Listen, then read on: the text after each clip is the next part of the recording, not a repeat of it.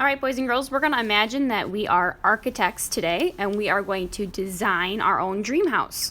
So you're going to have two worksheets at your table, and one worksheet says my dream house blueprint, that's the outside of the house, and the one other worksheet says my dream house interior, that means the inside of the house. So an architect will design the outside of the house and the builders will build the house. And a interior designer will design the inside of the house. So you're going to design two parts of your house today. Think of one side as the outside and one side as the inside. So at your table, you're going to have your two worksheets. Start with the outside of your house, the blueprint. So you can use a marker or a pencil today to start to sketch out your house. So you're going to put your name on top of your worksheet first. Now what we're going to be drawing on today is something called a grid. This is a piece of paper that has equal amount of boxes going up and down and left to right. So this is going to help you draw some straight lines and some shapes to build the sides of your house. So we have lots of tools to also help us today, like rulers to make some straight lines and some stencils to trace some shapes.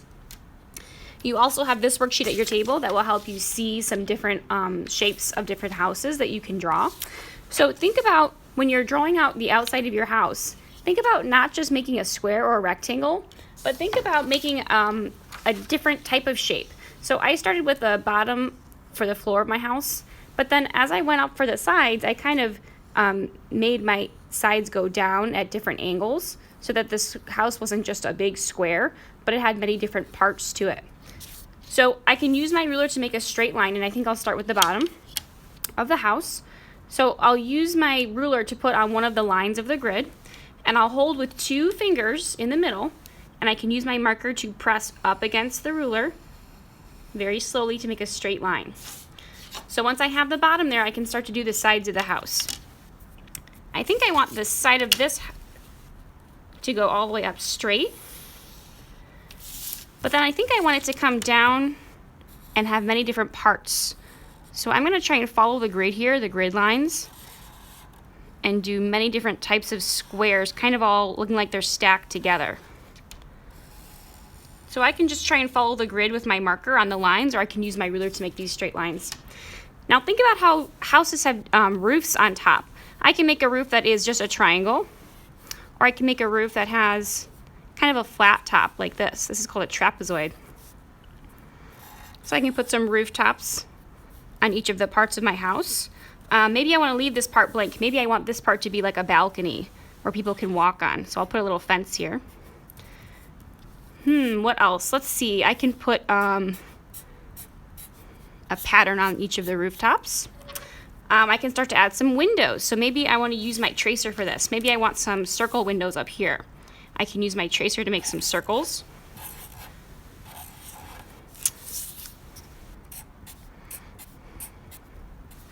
Okay, what else? Think about if this was your dream house, what would you like to do? What would you like your dream house to look like? So I was thinking that if this was my dream house, I would want there to be many parts where people could go back and forth between. So I think I'm going to make this a different section of the house, and there's going to be kind of like a little balcony or a fence here,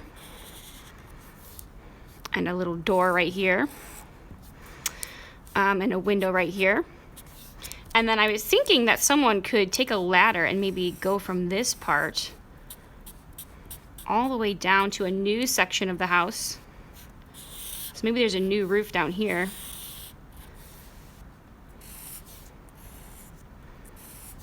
Has some columns to hold the rooftop up. And maybe there's another balcony over here. A door here and a door here. And maybe a window here. What else? What about maybe a big secret door down here? Okay, maybe a porch right here. I could have some stairs. And some more doors and windows. So your goal today is to really fill up your whole grid space with different shapes and different parts of your house. So be really creative with this. Add as many shapes and details as you can, and look at this worksheet if you need some ideas to help you see the different parts of a house. So once I finish that, I have a lot of details on my house. I've filled it all up. Then I can start to work on the inside of my house. So an interior designer is going to design the inside of the house. So you want to look at the shape of the outside of the house and see if you can kind of copy the same shape for the inside of the house. So I'll have my new worksheet, the interior, and I'm looking at the outside of my house and I'm going to try and copy the shape that I see. So I know that it started with a straight line at the bottom and a straight line at the side. But I had kind of all these square parts that went down and over.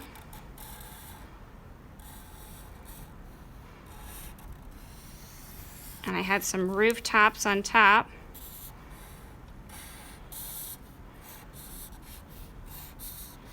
Okay, so I think I've got the shape pretty much right. Now on the inside, I'm going to kind of break this up into many different squares.